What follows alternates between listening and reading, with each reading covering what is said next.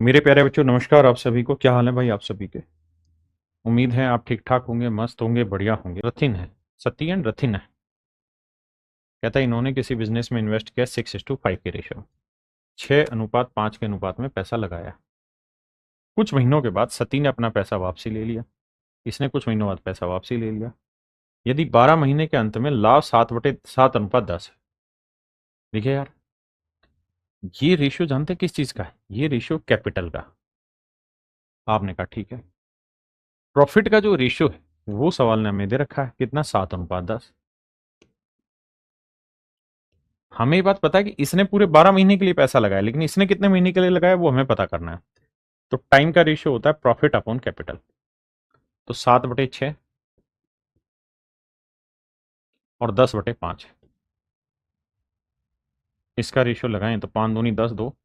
तो ये जो अनुपात आएगा वो आएगा 7:12। इसका जबकि इसने लगाया है 12 महीने के लिए, तो 12 यूनिट 12 महीने, तो 7 यूनिट 7 महीने। इसका मतलब इसका जो पैसा लगा है वो 7 महीने के लिए लगा है। कितने महीने के लिए लगा है? 7 महीने के लिए लगाया हो। तो रथिन ने, नहीं, साझा किया तो रथिन ने कितने महीने अकेले निवेश किया? सॉरी, सवाल अलग है। पूछ रहा रथिन ने कितने महीने अकेले निवेश किया। तो ये 7 महीने के लिए, अबे ये 7 महीने के लिए आया, ये 12 महीने के लिए आया। तो ये 5 महीने अकेले रहा ना, तो इसका सही आंसर हो जाएगा 5। सवाल नहीं था। Person cycles from hostel to college at a speed of 20 kilometre per hour and reaches 17.5 minute late. कहता है एक आदमी अगर अपने हॉस्टल से कॉलेज जाता है 20 की स्पीड से, 20 किलोमीटर पर आवर की स्पीड से जाता है, तो 17.5 मिनट लेट हो जाता है। लेकिन वही आदमी अगर 24 की स्पीड से मेरे बच्चे जाए, तो कहता है 17.5 मिनट जल्दी पहुंचता है। डिस्टेंस निकाल के बताइए क्या होगा। तो मेरे बच्चे, अगर किसी सर्टेन डिस्टेंस को आप दो डिफरेंट डिफरेंट स्पीड से चलते हैं, तो डिस्टेंस का फार्मूला होता है दोनों स्पीड का प्रोडक्ट, दोनों स्पीड का डिफरेंस मेरे प्यारे बच्चों, और दोनों स्पीड से लगे समय का डिफरेंस, डिफरेंस ऑफ टाइम। दोनों स्पीड से चलने में लगे समय का अंतर। एक स्पीड 20 दे रखी है, एक 24 दे रखी है, 24 और 20 का डिफरेंस 4। और टाइम का जो डिफरेंस होगा, ये 17.5 पहले, ये 17.5 लेट, यानी 35 मिनट। 35 मिनट के घंटे बनाएंगे बटे 60। 20 × 3 = 60, 3 × 4 = 12, दूनी 24, 35 दूनी 70। तो डिस्टेंस हो गई मेरे प्यारे बच्चों 70 किलोमीटर। कहता है तीन संख्याएं 15, 17, 19 के अनुपात में, 15:17:19 के अनुपात में तीसरी संख्या के 3 गुने और पहली और दूसरी संख्या के योग के बीच का अंतर। कह रहा है तीसरी संख्या के 3 गुने 57, और पहली और दूसरी संख्या के योग के बीच का है, पहली और दूसरी संख्या के योग, तो 15 और 27 का जोड़ 32। कहता है इनके बीच का जो डिफरेंस है, तो 7 में 2 हो गया 5, 5 में 3 गया 2। फिर से समझाता हूं। कह रहा है तीसरी संख्या का 3 गुना, पहली और दूसरी संख्या, इनके योग, और फिर इनके बीच का जो अंतर है वो 25 यूनिट है, और ये अंतर दे रखा है 625। तो 1 यूनिट की जो वैल्यू आएगी वो 25 आई। तो पहली और तीसरी संख्या के बीच का अंतर ज्ञात करें। तो पहली और तीसरी संख्या के बीच का अंतर ज्ञात करें। 4 यूनिट, 4 × 25, तो ये आया 100। देखिए मेरे भाई, सवाल में कह रहा है कि किसी ईयरफोन की कीमत पहले 12% बढ़ गई, यानी कोई चीज 12% बढ़ी और साथ के साथ ही उसकी जो सेल है वो 20% घट गई। सक्सेसिव का फार्मूला होता है x+y+x×y/100%। तो आपको ये देखना होगा भाई, 12 प्लस का है, 20 माइनस का है, फिर प्लस 12 × -20/100। तो ये आया -8, और 12 दूनी 24, 240/100 यानी -2.4। तो करेंगे तो -10.4। तो ऑप्शन डी मेरे बच्चे मेरा राइट आंसर है। हाँ जी। आप चाहें तो इसको सक्सेसिव वाला फार्मूला ना लगा के आप इस तरह से भी तोड़ सकते थे कि भाई सेल 12% बढ़ गई, 12% 3/25, या क्या बढ़ा है 12%? प्राइस। तो कीमत 25 से 28 हो गई। और सेल 20% घट गई, यानी 5 से हो गई 4। ऐसे भी रिलेट करके निकालेंगे तो वही आएगा 10.4%। वैल्यू कुछ अलग नहीं आएगी। कहता है एक काम को 4 लड़के और 6 लड़कियां, 4 बॉय और 6 लड़कियां, लड़कियों को क्या लिखते हैं जी, कहता है मिलके 10 दिन में पूरा करते हैं। जबकि उसी काम को 6 लड़के और 4 लड़कियां, 6 लड़के और 4 लड़कियां 8 दिन में पूरा करते हैं। तो कह रहा है यार ये बताओ 4 लड़के और 2 लड़कियां उसी काम को कितने दिन में पूरा कर लेंगे, ये आपसे सवाल है। तो आप यहां से भाई, यहाँ 10 चौक 40 और 8 छिंग 48, ये 48 है, ये 40 उधर जाएगा तो 8 भी आया। 10 छिंग 60 और 8 चौक 32, 60 में 32 घटाया तो 28 जी आया। काटेंगे भाई, 4 दूनी 8, 4 सात 28, तो यहाँ से रेशियो निकालेंगे तो बॉय इज टू गर्ल की एफिशिएंसी का जो रेशियो है मेरे बच्चे वो आया 7/2। यानी लड़के की एफिशिएंसी 7 तो लड़की की एफिशिएंसी मेरे बच्चे 2। अब हम यहाँ से टोटल काम निकालें भाई, एक लड़का 7 यूनिट तो 4 लड़के 7 चौक 28 यूनिट, एक लड़की 2 तो 6 लड़कियां 6 दूनी 12, तो 28 और 12 कितना हुआ मेरे बच्चे, तो आप कहेंगे जी जोड़ेंगे तो आएगा 40, 40 को 10 से गुना करेंगे तो टोटल काम आया 400। टोटल काम है 400। अब कह रहे हैं 4 लड़के और 2 लड़कियां मिलकर इस काम को कितने दिन में पूरा करेंगे। तो एक लड़का 7 यूनिट काम करता है तो 4 लड़के 7 चौक 28, एक लड़की 2 यूनिट तो 2 लड़कियां 4, तो एक दिन में ये करते हैं 32 यूनिट काम। तो इतना काम करने में कितना टाइम लगेगा, तो 8 चौक 32, 8 पंजे 40, 2 से काटोगे तो 25/2, यानी इतने टाइम में काम पूरा कर देगा ये ग्रुप। कहते हैं एक वस्तु एक निश्चित मूल्य पर बेची जाती है, कहते हैं कोई आर्टिकल है, उसे एक सर्टेन प्राइस पर हम बेचो, अगर उसे अगर इसे उस मूल्य के 2/3 पर बेचा जाता, 2/3 पर बेचा जाता मतलब ओरिजिनल सेलिंग प्राइस, यानी ओरिजिनल जो सेलिंग प्राइस है अगर वो 3 यूनिट है, तो सवाल में कह रहा है कि हमने इसे 2 यूनिट में बेचा तो हमें 10% का लॉस हुआ। 10% का लॉस होना मतलब सीपी के 90% पे हमने चीज बेची है। तो 1 यूनिट में बेचते तो 90/2% में बेची जाती सीपी के। अब कह रहा है कि अगर इसके ओरिजिनल प्राइस पे ही हम इसे बेच देते यानी 3 यूनिट पे बेच देते तो क्या होता। तो आप कहते हैं यार इसे काटेंगे 45 थी 135, यानी कोस्ट प्राइस के 135% पे चीज बिकती।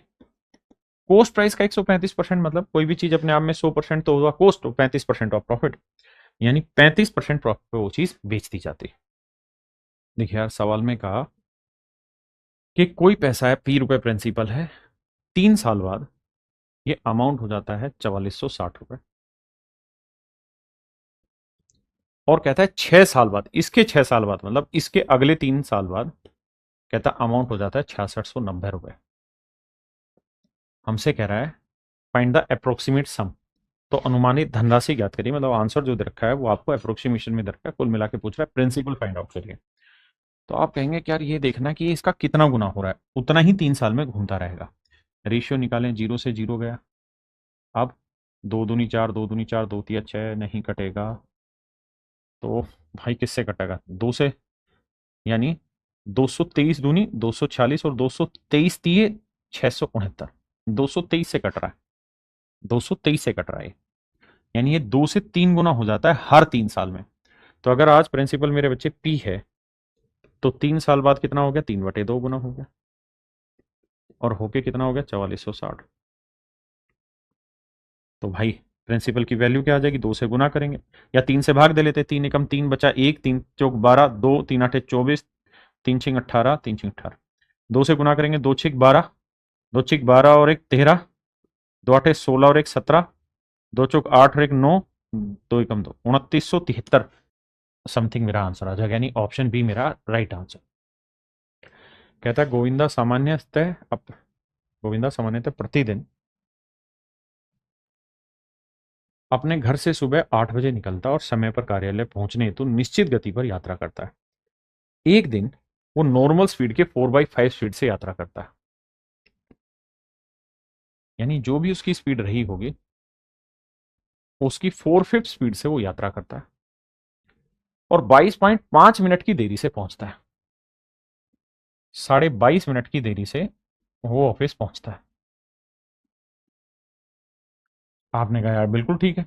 अब तो कहता है सामान्यतः गोविंद को कार्यालय पहुंचने में कितना समय लगेगा, तो हम कहेंगे यार ओरिजिनल स्पीड अगर उसकी 5 यूनिट है, तो ओरिजिनली स्पीड 5 थी तो अब हो गई 4, तो स्पीड का रेशियो 4:5 है, तो टाइम का रेशियो क्या होगा 5:4। यानी ओरिजिनल स्पीड 5 थी तो टाइम लेगा 4 यूनिट, स्पीड घट गई तो टाइम लिया 5 यूनिट। तो कितना लेट हो गया जी, 1 यूनिट लेट हो गया। 1 यूनिट रिप्रेजेंट कर रहा है 22.5, तो 4 यूनिट की वैल्यू 4 × 22, 22 दूनी 44 और एक 45/2, 2 से काटेंगे 2, 45 दूनी 90 मिनट और 90 मिनट का मतलब हो गया 1.5 घंटा। 1.5 घंटा। देखिए यार सवाल बहुत खतरनाक है इसलिए बैठ के करा रहा हूँ, ध्यान से देखना। अला इतने नाम है कि पागल हो जाओगे। कहता है एक नौका दौड़ में रामन वामन से 10 सेकंड पहले। भाई जो जो इन्फॉर्मेशन है ना उसे बस लिखते रहो। रामन कहता है वामन से 10 सेकंड पहले, यानी ये 10 सेकंड कम समय लेता है। आगे कह रहा है नमन गगन से 12 सेकंड पहले। नमन जो है वो गगन से 12 सेकंड पहले पहुंचता है, यानी ये 12 सेकंड कम लेता है। और लद्दन मदन से 18 सेकंड पहले आता है। लद्दन मदन से 18 सेकंड पहले आता है। हमने कहा यार यहां तक की बात ठीक है। अब आगे कह रहा है वामन लद्दन से केवल 1 सेकंड बाद पहुंचता है, यानी वामन लद्दन से 1 सेकंड ज्यादा टाइम लेगा। और नमन मदन से 2 सेकंड बाद, नमन मदन से 2 सेकंड बाद, नमन मदन से 2 सेकंड बाद अपनी दौड़ पूरी करता है। दिए गए मित्रों में दिए गए मित्रों में दिए गए मित्रों में से कौन दौड़ में प्रथम आता है। सच बात यह है कि ये रीजनिंग का सवाल है लेकिन मैथ वाले तरीके से करते हैं। आप किसी को भी मान लो फिर कंपैरिजन करते चले जाओ। जैसे अगर मुझे मानना हो तो मैं लद्दन को ही मान लेता हूँ, यार ये 100 सेकंड लेता होगा तो ये ले लेता होगा 101 सेकंड, क्योंकि 1 सेकंड फालतू लेता है। अब वी 101 ले रहा है तो ये 10 सेकंड कम लेता होगा, यानी 91 सेकंड लेता होगा। अब एल जो है वो 100 सेकंड ले रहा है, तो एल 100 सेकंड ले रहा है और ये 18 कम ले रहा है, तो एम ले रहा होगा 118 सेकंड। एम अगर 118 ले रहा है तो एन ले रहा होगा 2 ज्यादा, यानी 120 ले रहा होगा। और एन अगर 120 ले रहा है तो जी तो 12 ज्यादा ले रहा होगा, यानी 132 ले रहा होगा। अब पूछ रहा है इन में सब में रेस में सबसे ज्यादा जल्दी कौन जीतेगा, तो वो जीतेगा जो कम टाइम ले रहा है। यहाँ 118, 120, 100, 101, 91, 101, ये। तो हमने एक चीज देखी क्या, हमने ये देखा सर कि सबसे कम टाइम जो ले रहा है ना रेस पूरी करने में वो रमन ले रहा है, क्योंकि 91 सेकंड है, बाकी सब इससे ऊपर वाली टाइम कैटेगरी के हैं। तो यानी जो रेस जीतेगा ना वो कोई और नहीं रमन जीतेगा। रेस जो जीतेगा वो कौन जीतेगा, रमन जीतेगा। यहाँ एक एक लाइन को बस लिखना है, पढ़ना और आंसर निकल जाता है। आइए दोस्त, कहता है the bar chart given below shows the sale in unit, यानी 1000 यूनिट को दिखाने लग रहा है। कह रहा है the bar chart given below shows the sales, ये जो बार ग्राफ है ये सेल्स के बारे में दिखाता है। By what percentage the sales of brand 3 is more than brand 2 in 2015। सवाल में वो ये कह रहा है कि भाई ये बताना कि by what percent of the sale of brand 3, brand 3 की जो सेल है वो ब्रांड 2 से 2015 में कितनी ज़्यादा है। तो हम क्या करते हैं, ब्रांड 3 की 2015 में सेल निकालते हैं, B3 की और B2 की। 2015 ये रहा। B2 का मतलब है ये वाला, इसको थोड़ा जूम कर देते हैं। देखो ये ऐसे वाला है ना, यार ये कैसी फोटो बना रखी है इसने। ये ब्रांड 1 है, ये ब्रांड 2, हाँ ये वाला सेकंड वाला है। तो 2015 में ब्रांड 2 की सेल है 5 यूनिट, और 2015 में ब्रांड 3 की सेल क्या है, ये वाला ब्रांड 3 है, ये वाला 6.5।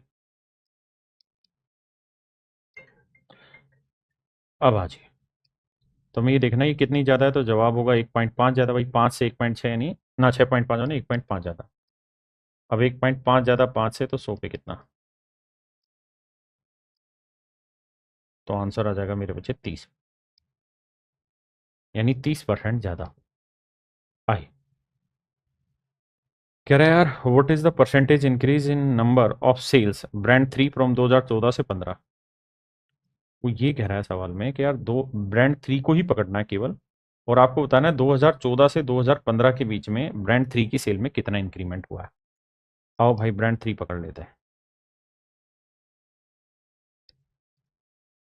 2014 से 15 में ब्रांड 3, देखिए आप, आइए मेरे दोस्त, ब्रांड 3 ये वाला है तीसरे नंबर वाला। 2014 में इसकी सेल थी 6 और 15 में इसकी सेल है 6.5। तो कितना इंक्रीमेंट हो गया? 0.5 का। आपने कहा सही है। तो 0.5 का इंक्रीमेंट 6 पे, तो 100 पे कितना? अब जीरो से डेसिमल कटा, 50/6 यानी 25/3। 25/3 का लो 8.33%, यानी इसकी जो, और ये आपका ऑप्शन डी करेक्ट आंसर है। आपका ऑप्शन डी जो है मेरे बच्चे, वो यहाँ पे करेक्ट आंसर दे रहा है।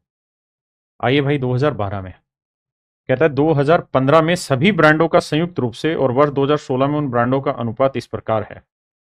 तो देखिए यार, वो ये पूछ रहा है हमसे कि सम निकालो 2015 के सभी ब्रांड और 16 के सभी ब्रांड का, और फिर रेशो चाहिए।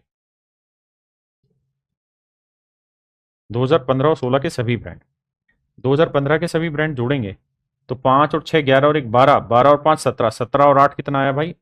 25.5। जबकि 2016 के सभी ब्रांड का टोटल अगर मेरे बच्चे करोगे तो देखो 7.5 और 7.5 15, 15 और 6 21, 21 और 9 30, तो ये आया 30.5। हमको रेशियो चाहिए राजा, तो 5 से काट, डेसिमल से डेसिमल उड़ा, 5 से काटेंगे, 5 5 25, 5 एकम 5, 5 छिंग 30, 5 एकम 5, 51 61।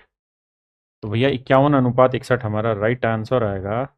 और ये जो आंसर है 51:61, ये है ऑप्शन ए। यानी मेरे प्यारे बच्चों, ऑप्शन ए यहाँ पे राइट आंसर। कह रहे यार चीनी की कीमत 50 से 65 होगी, तो आप समझिए खर्चा जो है वो 50 से हो गया 65। तो कहता खपत में कितनी कमी करें कि खर्चा केवल 15% बढ़े।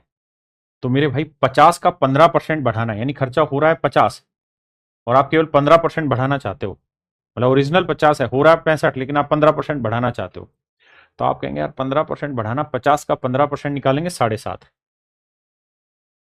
7.5 बढ़ जाएगा, यानी 57.5 खर्चा हो जाएगा। अगर आप इस कैलकुलेशन को नहीं समझ रहे हैं तो ऐसे देखिए भाई, 50 का 57 पॉइंट ना, कितना बढ़ा रहे थे हम? 15% बढ़ा रहे थे। तो भैया 15, 50 दूनी 100, 15/2 यानी 7.5।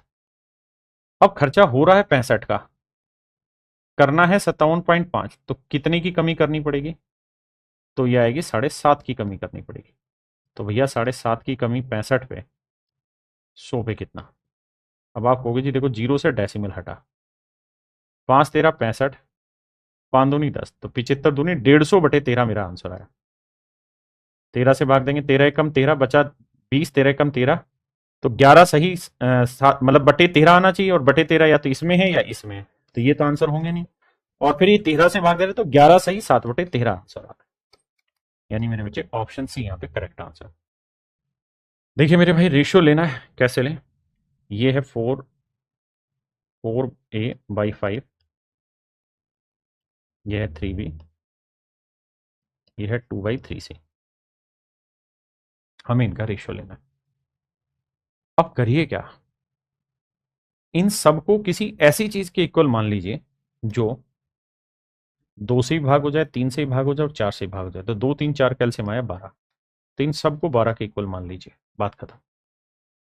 अब बस आपको ये दिमाग दौड़ाना है कि अगर ये चीज 12 के बराबर है तो सी की वैल्यू क्या होगी? तो आप कहेंगे सी की वैल्यू होगी सर 2 छिक 12, 6 18, 18 आ गए। तो अब ऑप्शन देख लो, सी की वैल्यू 18 कहाँ है? यहाँ नहीं है, यहाँ नहीं है, यहाँ दोनों जगह है। अब 3b बराबर 12 है, तो बी की वैल्यू क्या होगी? तो जवाब है 4। अब आप देखिए 4 और 18 कहाँ है? तो यहाँ 4 18 नहीं है, यहाँ है। अब 4a/5 इक्वल टू 12, भाई ऐसे देखो ना, 4a/5 बराबर 12 है, तो 4 से काटेंगे, 4 3 12, 5 3 15, तो ये आएगा 15। तो ए की वैल्यू आ जाएगी 15। ऐसे केसेस में हमेशा ऊपर वाले न्यूमरेटर वाले हिस्से कैल्शियम लेके इक्वेट कर देते हैं। देखो यार, सिंप्लीफिकेशन का क्वेश्चन है, कह रहा है यार वैल्यू बतानी है ए माइनस बी की। देखिए दोस्त, ए की वैल्यू निकालते हैं, तो पहले से करेंगे 4 3 12 और 1 13/4, 4 चौक 16 और 1 17/4, डिवाइड के निशान को इनटू बनाएंगे तो 1/34, माइनस, इन दोनों को अगर हम सोल्व कर लें, या चलो थोड़ी देर बाद देख लेते हैं सोल्व करके, 17 दूनी 34 आया, 4 चौक 16, 16 दूनी 32, तो ये आया 13/32 माइनस ये है 47/32। ऐसा ही है ना भाई, और यहां है 47/16। अब मेरा कहना यह है कि आप एलसीएम ले लो और बटे में 32 बना लो। अब देखिए यार, एलसीएम अगर 32 उठा लें सभी का, तो यहाँ आएगा 13, यहाँ आएगा 47, और यहाँ देखोगे तो 47 का डबल हो जाएगा यानी 94। तो आप देखेंगे 94 में 47 गया, 47, 47 और 13 को जोड़ेंगे तो आएगा 60/32। काटेंगे तो भैया 4 15 60, 4 8 32। तो ए की जो वैल्यू आएगी वो आएगी 15/8। ए की वैल्यू आई मेरे बच्चे 15/8।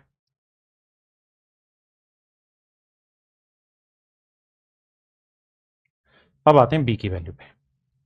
2 दूनी 4 और 1 5/2, जमा 5 दूनी 10 और 1 11/2, डिवाइड के निशान को इंटू करते हैं 55। तो ये 5/2, ये 1/10 माइनस 11/10।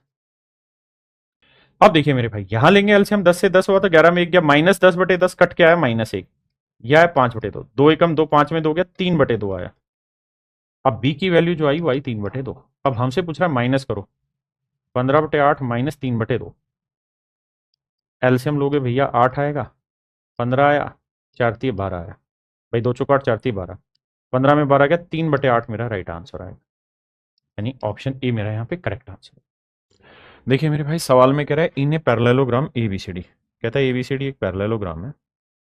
ये पैरेललोग्राम है, लेट्स से नाम रख लेते हैं A B C D.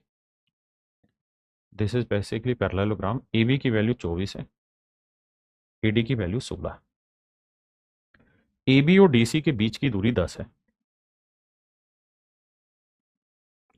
A B और डी सी के बीच की दूरी है 10। दूरी का मतलब हुआ परपेंडिकुलर डिस्टेंस, ये डिस्टेंस है 10। तो पैरेललोग्राम का एरिया क्या होता है, बेस इंटू हाइट। तो बेस हो गया 24 और हाइट हो गई 10। बेस 24 हो गया और हाइट होगी 10, तो ये पैरेललोग्राम का एरिया। अब सवाल में क्या कह रहा है, कहता है अब अगर हम यही हाइट यहां इससे नापना चाहें, इन दोनों लाइनों के बीच की, भैया ये 16, ये 16 ही होनी है।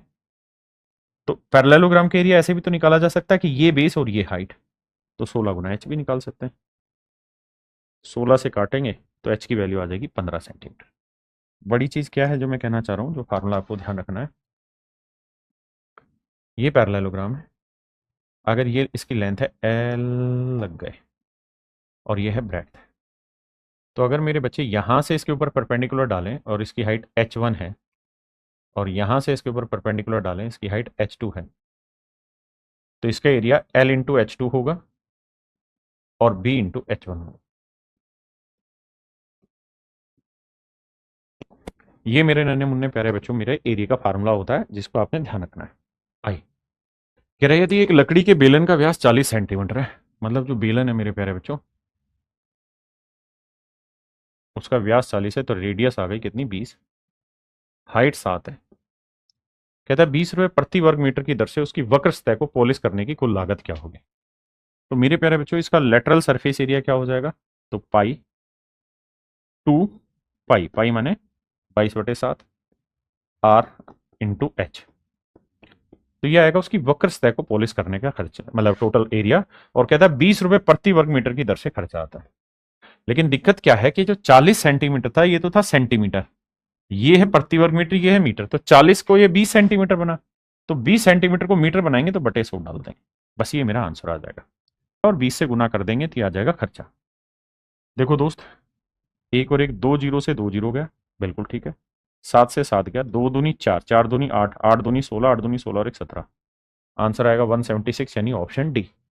देखिए मेरे भाई, सवाल को अगर हम करने जाएं तो 4 ऑप्शन है, और चारों ऑप्शन में आंसर 54 ही है, बस डेसिमल का फर्क है। तो हमें दिमाग दौड़ा के सिर्फ यही समझना और कुछ नहीं समझना। कैसे, देखो यार, थोड़ा जूम करते हैं, जूम से समझाने की कोशिश करते हैं। देखिए, एक तो है मूर्खों वाला तरीका। मूर्खों वाले तरीके में तो 45,000 लिखेंगे, 15% की फ्रैक्शन, और 0.08/100, और अगर ये डेसिमल हटाएंगे 2 जीरो और। मूर्खों वाला तरीका तो होगा मेरे दोस्त ये वाला, खुल के समझना। अब 3 जीरो से 3 जीरो कट गई, बची 1 जीरो। तो देखो अब यहां से कैसे दिमाग दौड़ाएं, यहां से दिमाग आपको कैसे दौड़ाना है, 2 गुना 2 लिख लेते हैं 8 को। तो 15 में 5 है, तो एक 3 बचा, 3 गुना 5 लिखेंगे, तो 5 गुना 2 करेंगे तो 1 जीरो हट जाएगा। 45 में 5 गुना 9 है, तो एक 5 से 2 करेंगे 1 जीरो और हट जाएगा, यानी एक ही जीरो बचेगा, तो डेसिमल में एक ही डिजिट आएगा। मतलब कैलकुलेशन जैसे मर्जी करिए, लेकिन अगर आप थोड़े से समझदार हैं तो आपको ये सब नहीं करना होगा। आपको डेसिमल की समझ से सवाल तोड़ना होगा। आपको ये पता चलना था कि देखना, बड़े ध्यान से मेरी बात को सुनना, परसेंटेज हटाते हैं 2 जीरो आती है, परसेंटेज हटाते हैं 2 जीरो आती है, तो 2 और 2 4 जीरो हो गई, और 2 जीरो हो गई डेसिमल की, यानी नीचे आ गया 10 की पावर 6, 10 की पावर 6। अब आपके पूरे सवाल में आप ये कह सकते हैं कि जी हमने परसेंटेज डेसिमल वेसिमल सब हटा दिया, अब जो बचा वो ये बचा 15 8। मतलब ये चीज समझने की थी हमारी। अब मैंने एक चीज नोटिस की इसके तुरंत बाद, यार यहाँ 3 जीरो है, तो 3 जीरो कटने के बाद 3 जीरो अभी भी नीचे बच गई। हमने कहा यार ठीक है। अब 8 जो है ना, उसमें 2 आता है 3 बार, नंबर ऑफ ट्रेलिंग जीरो आपने पढ़ा होगा। और 15 में आता है 3 गुना 5, यानी 5 आता है एक बार, 45 में भी 5 आता है एक बार, तो यानी 5 तो 2 ही बार आया, तो 2 जीरो और कट जाएंगे, तो यानी 1 जीरो बचेगी, 1 जीरो बचेगी, तो इसका मतलब 10 के बाद एक डिजिट आएगा और वो एक ही ऑप्शन। पक्की। देखिए दोस्त, सवाल ने कहा है कि भाई 37.5 में कुल कितने 1/8 आएंगे। तो 37.5 को सोल्व करेंगे, 37 दूनी 74 और एक 75/2। कह रहा है यार 75/2 में 1/8 कितनी बार आएगा, ये सवाल है। यानी जैसे मैं कहूँ 40 में 4 कितनी बार आता है, तो 4 से भाग दे देंगे तो हम कहेंगे 10 बार आ रहा है। ऐसे ही यहाँ 75/2 में 1/8 कितनी बार आए, मतलब 1/8 कितनी टुकड़े कर सकते हैं। तो सोल्व करेंगे तो भैया 75/2 गुना 8/1, 2 चौक 8, 75 चौक 300, यानी 75/2 में मतलब 37.5 में 1/8 जो है मेरे बच्चे, वो 300 बार आ सकता है। क्या कह रहा है जी, कह रहा है कारीगर एम मिनट में एक्स वस्तुएं बना सकता है, तो आधे घंटे में कितनी वस्तुएं बनाएगा। देखिए यार, एम मिनट में अगर एक्स वस्तुएं बना रहा है, तो हम कहेंगे एम मिनट में एक्स आर्टिकल बना रहा है, तो 1 मिनट में कितने बनाएगा, एक्स/एम। तो हमसे पूछ रहा है यार 30 मिनट है, 30 मिनट का मतलब आधा घंटा मतलब 30 मिनट, तो 30 मिनट में कितने बना देगा, इतने। तो 30x/m, यानी ऑप्शन सी।